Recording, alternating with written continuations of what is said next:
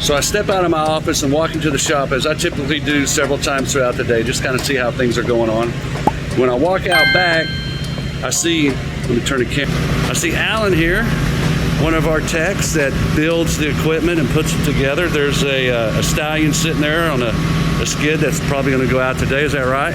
Well, actually, we got an order for 13 of them.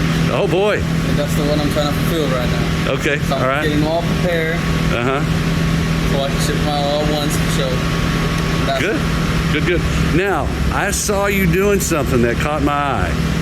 And the reason it caught my eye is because several times I've seen people post online about these gearboxes attached to the motor and how they seize up and they can't get these apart.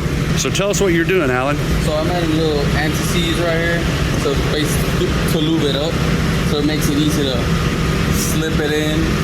Or if you want to, you can slip it out easier. That way it don't get stuck. Right. And so long term, if something happens with this pump, or they want to use the motor or something later on, now this doesn't get stuck on the shaft, seizing up to where there's a big problem later on when they're trying to pull this, happen to be pulling this apart or trying to work on it, right? Yep, that's right. So there you have it. We got this great tip, how to use anti-seize from Alan, one of our techs that builds equipment here at Powerwash.com. Appreciate you, sir.